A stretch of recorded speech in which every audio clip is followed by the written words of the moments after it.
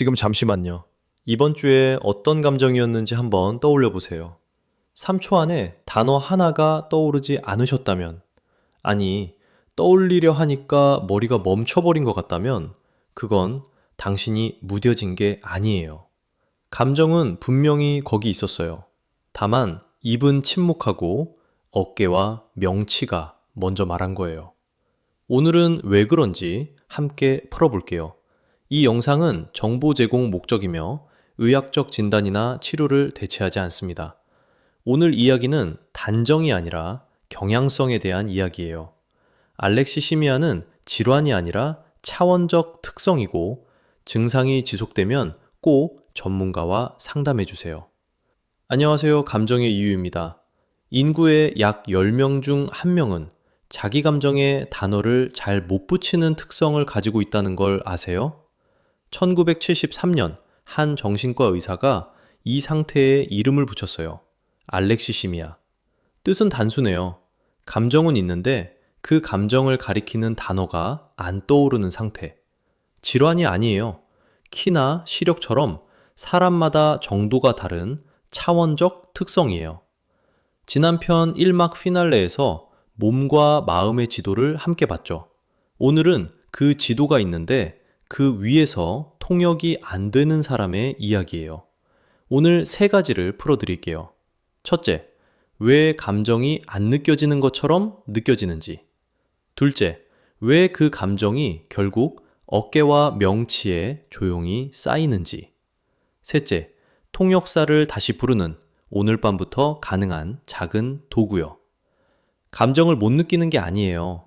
통역이 잠깐 안 되고 있는 것 뿐이에요. 이게 오늘의 열실말이에요. 누가 오늘 기분 어땠어? 라고 물었을 때 괜찮아, 그냥 그래, 몰라, 말고 다른 단어가 떠올랐던 적 있으신가요? 화가 났는지, 슬픈 건지, 서운한 건지, 외로운 건지. 그 미세한 차이를 짚지 못하고 그냥 기분이 안 좋아로 뭉뚱그려 넘긴 날이 더 많지 않으셨나요? 고개가 끄덕여졌다면 안심하셔도 돼요. 이건 이상한 게 아니거든요. 1973년 시프네오스라는 정신과 의사가 이 현상에 이름을 붙였어요. 알렉시시미아. 그리스어로 감정의 단어가 없다는 뜻이에요. 핵심은 셋이에요.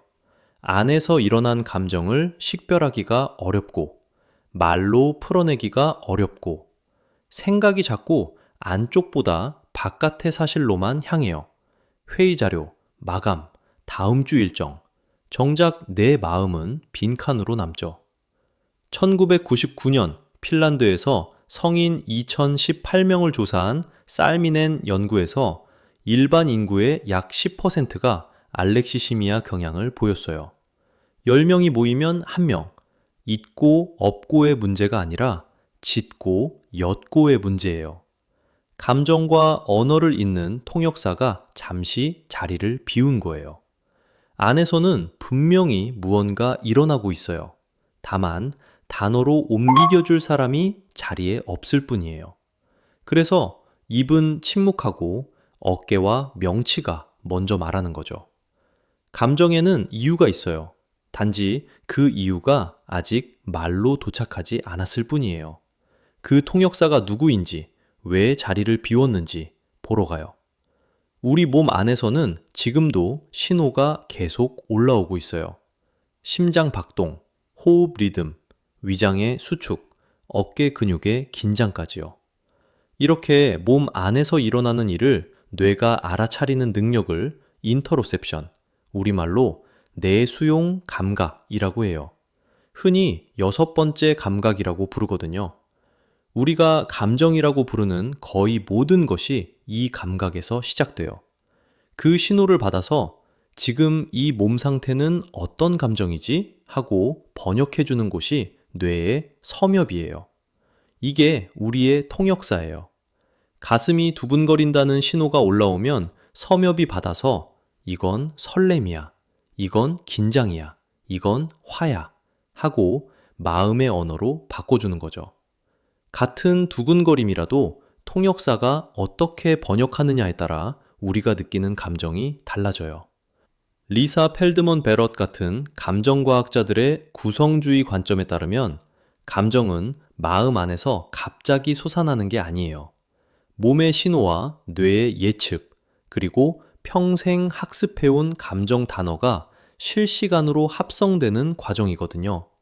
단어가 흐릿하면 합성도 흐려져요. 통역사 사전이 얇으면 같은 신호도 그냥 좀 답답하네 정도로만 번역되고 마는 거예요. 감정 어휘를 잘 안 쓰면 섬엽이 덜 활성화되고 덜 활성화되면 다음 감정도 더 흐릿해지는 악순환이에요. 손바닥을 가슴에 가볍게 얹어보세요. 심장 박동이 느껴지시나요? 잘 안 느껴지신다면 통역사 채널이 평소에 약하게 켜져 있는 것일 수 있어요. 그런데 통역사가 약하기만 한 게 아니라 누군가 호출 버튼을 자꾸 누르지 못하게 막고 있다면요. 우리가 평생 배워온 그 행동, 찾는 것이요. 1998년 심리학자 제임스 크로스가 정리한 모델이 있어요. 감정을 다루는 방식은 크게 두 갈래예요. 하나는 재평가, 상황을 다르게 해석해서 감정 자체의 강도를 바꾸는 방식이에요. 회의에서 한 소리 들었을 때 저 사람이 나를 싫어하는 게 아니라 오늘 컨디션이 안 좋은 거구나로 해석을 바꾸는 거죠. 다른 하나는 억제, 감정은 그대로 두고 표현만 누르는 방식이에요. 표정 굳히고 한숨 삼키고 아무렇지 않은 척. 그런데 두 가지의 결과가 정반대였어요. 메타 분석에서 일관되게 나온 결과는 이래요. 재평가는 부정정서를 줄이고 웰빙에 도움이 됐어요. 억제는 표현은 줄어드는데 부정정서 자체는 그대로거나 오히려 더 길게 지속됐어요. 코르티솔은 더 올라가고 교감신경 활성도 가라앉지 않았어요. 표현은 멈췄는데 정서 회로는 계속 돌고 있는 거예요. 한 줄로 정리하면 참는 건 감정을 끄는 게 아니라 감정의 화면만 끈 거예요. 본체는 계속 작동하고 있었던 거죠. 한국 직장의 풍경을 겹쳐볼게요. 코샤 2023년 가이드 기준으로 감정노동 종사자가 약 700만 명, 임금 근로자의 35.1%, 셋 중 한 명꼴이에요. 감정노동, 정신질병 산재 신청은 2019년 331건에서 2022년 678건으로 3년 만에 약 2배가 됐어요. 참는 게 미덕이라고 배운 사회에서 그 미덕이 회로를 굳히고 있던 거예요. 회의 끝나고 어깨가 무거워졌다면 단지 몸의 문제가 아니에요. 표현하지 못한 감정이 호출되지 못한 통역사를 거쳐서 몸의 대기실로 들어간 거예요. 당신이 약한 게 아니에요. 회로가 그렇게 학습된 거예요. 에피소드 2에서 본 화재 경보기와 지휘관 기억하시죠? 억제할 때 우리는 지휘관에게 경보 끄지 말고 그냥 무시하고 지나가 라고 명령해요. 경보는 계속 울리고 지휘관은 표정만 단속해요. 신경 영상 연구에서도 억제할 때 표정을 누르는 회로는 활성화되지만 편도체 반응은 줄지 않았다는 결과가 일관되게 보고됐어요. 겉은 멀쩡한데 속은 계속 사이렌이 울리는 상태죠. 심호흡, 6초 법칙, 명상 다 해봤는데 나만 안 통한다고 느끼셨다면 의지가 약해서가 아니에요. 응급 상황 도구와 만성 상태 도구는 회로가 달라요. 결과부터 보고 가시죠. 막힌 통역이 시간을 거쳐 어디로 가는지요?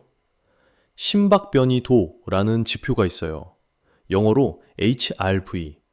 심장이 뛰는 간격이 얼마나 유연하게 변하는지를 보는 값으로 미주신경의 톤을 비춰주는 거울이에요.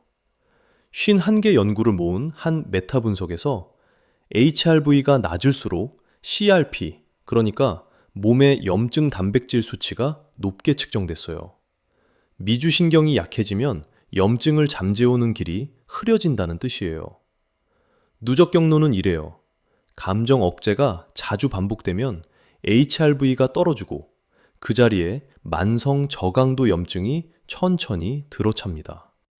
미국 전국 표본 약 6,500명을 12년간 따라간 미더스 코호트 분석에서 감정 억제 점수가 1 표준 편차 못 팠던 그룹은 전체 사망 위험이 35% 높게 나타났어요. 다만 이건 관찰 연구라서 인과로 단정할 수는 없어요. 억제와 위험이 연관됐다까지가 정확한 표현이에요. 그래도 참는 게 미덕이라는 통념에는 다른 방향의 신호죠. 숫자보다 중요한 건 몸에 남는 흔적이에요. 만성 어깨 결림, 명치 답답함, 턱이 자꾸 뻐근한 느낌, 잠이 얕아지는 밤들. 병원에 가면 스트레스성이에요. 한마디만 듣고 돌아오는 그 증상들. 어깨가 자꾸 굳는다면 그건 그날 풀지 못한 감정의 우편함을 몸이 대신 떠안고 있는 거예요. 다행인 건 이게 양방향이라는 점이에요. 막힌 길은 다시 열 수 있어요. 그래서 출구가 뭐냐? 6초 호흡, 박스 호흡 같은 도구는 응급 상황 브레이크예요. 자율신경계에 가장 쉽게 개입할 수 있는 통로가 호흡인 건 맞아요. 그런데 지금 우리가 다루는 건 응급이 아니에요. 만성적으로 굳은 감정 억제예요. 굳은 길에 필요한 건 브레이크가 아니라 정기 점검이에요. 호흡은 한순간을 끄는 도구이지 통역사를 깨우는 도구는 아닌 거죠. 첫 번째 도구, 감정 라벨링이에요. 리버만의 2007년 연구에서 화난 얼굴 사진을 보여주면 편도체가 켜져요. 그런데 그 감정에 단어를 붙이는 순간 이 사람 화났구나. 편도체 활성이 줄고 우측 보괴측 전전두피질이 켜졌어요. 감정에 이름을 붙이는 회로가 따로 있는 거예요. 통역사를 부르는 호출 버튼이죠. 30초면 돼요. 화남, 서운함, 외로움, 불안, 실망.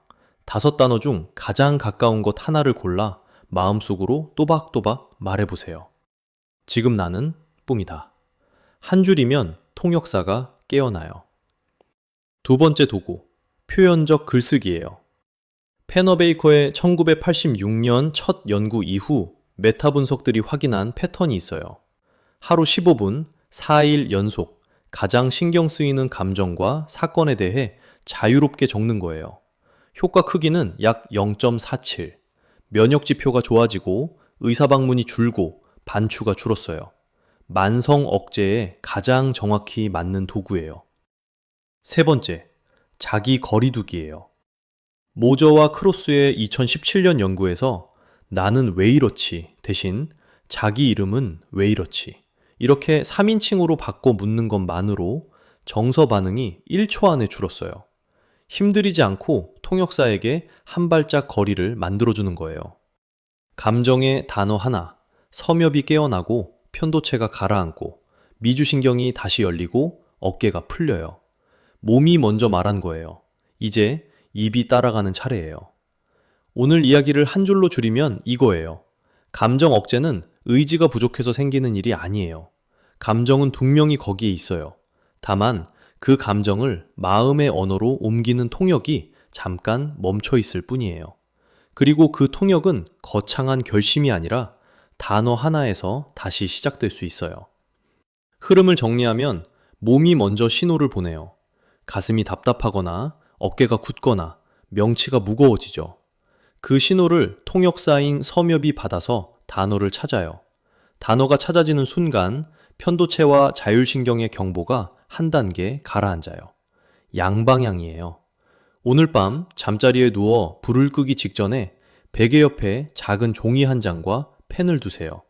가능하면 손으로 적는 쪽을 권해드려요. 15분 동안 멈추지 말고 그냥 적으세요. 맞춤법, 누가 읽을지 다 잊으셔도 돼요. 오늘 가장 신경 쓰였던 한 가지 일과 그 순간 몸과 마음에 무엇이 있었는지를 적으시면 돼요. 이걸 4일 동안 이어보세요. 베개 옆 종이가 앵커예요. 처음 며칠은 마음이 오히려 더 무거워질 수 있어요. 정상이에요. 4일째 끝에서 이전과 조금 다른 풍경이 보일 거예요. 오늘이 내 안의 통역사를 다시 깨우는 이야기였다면 다음 편은 반대로 다른 사람의 감정에 너무 깊이 통역되는 사람의 뇌를 볼 거예요. 공감 피로 이야기예요. 다음 편에서 다시 만나요. 오늘 이야기는 모두 정보 제공 목적이에요. 의학적 진단이나 치료를 대체하지 않아요. 마음이 계속 힘드시거나 일상이 흔들릴 정도라면 혼자 견디지 마시고 가까운 전문가의 도움을 받아주세요. 마지막으로 오늘 영상을 보다가 3초 안에 단어가 안 떠올랐어요 라거나 저는 어깨, 명치, 턱부터 굳어요 같은 자기 신호를 발견하셨다면 한 줄만 댓글로 남겨주세요. 다음 편 기획에 반영할게요. 함께 찾아주셔서 고마워요.